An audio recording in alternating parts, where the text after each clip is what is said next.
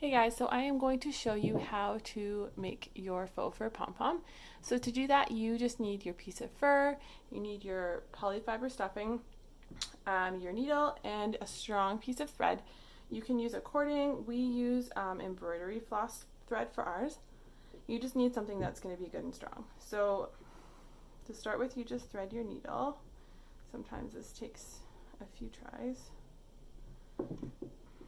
And then you take your square fur. So typically if you can see how the pile of the fur usually runs in one direction, so typically we use that as our starting point, so that will be at the top. And all you do is you just pick up small pieces of fabric and you basically just sew around the outside of the fur, making sure to leave a tail here so that you're not pulling it all the way through. So quickly sew your way around the fur. Sometimes the fur can get stuck in the thread, so sometimes you have to just kind of pull it out as you go.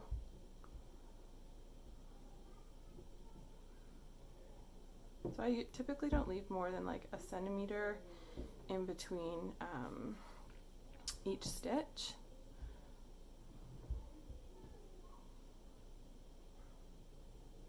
And you can use whatever color thread you'd like. I find that you don't see it, so if your thread doesn't match your fur, typically that's fine. Okay, so we are back at the beginning. We just poke kind of close to where our first piece of string goes in. Pull your needle off.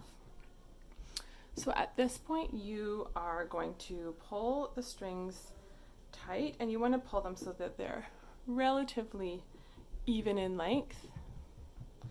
But don't pull it too tight because you need to put your filling in there. So you just take a small pinch. It depends on how firmly you want them stuffed, but generally it's just to make the pom hold its shape and not be hollow inside. So typically I don't find you need too much more. So at this point, this is kind of the trickiest part of it, is knotting it nice and tight without getting all of the fur stuck in your knots. So generally I try to pull the fur away, pull these tight, and then we do what is called, I'm pretty sure it's called a surgeon's knot.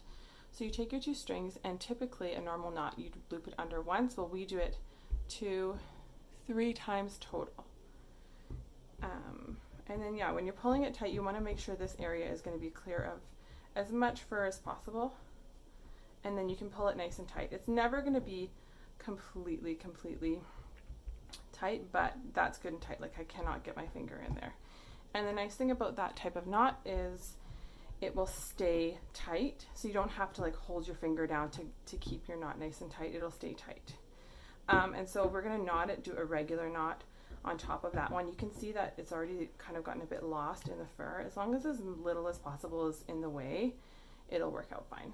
This part's going to be hidden by your hat anyways, so it doesn't need to be absolutely perfect. So I just do a normal knot, and then what we typically do is, you can see how your strings kind of end up on one side. This is where my circle comes together and the strings are on one side. So then what I will do is I'll take one of my strings and I'll thread it on my needle again.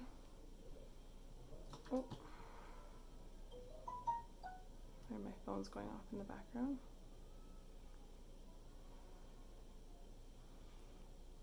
Sorry, I'm just trying to thread my needle here. The end's gotten a bit frayed. Okay, I'm gonna use my other end.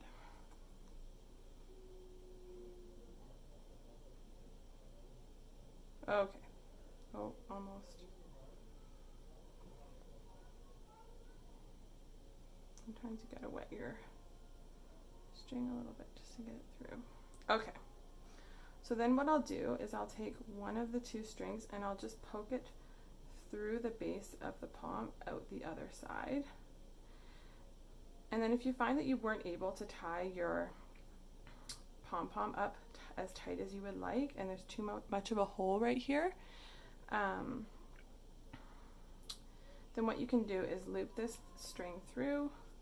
So now essentially you can see you have one string kind of on either side of the hole, Then if you needed to further tighten it, you could just tie these two strings together, do another surgeon's knot, and then they'll be good and tight, if you can kind of see.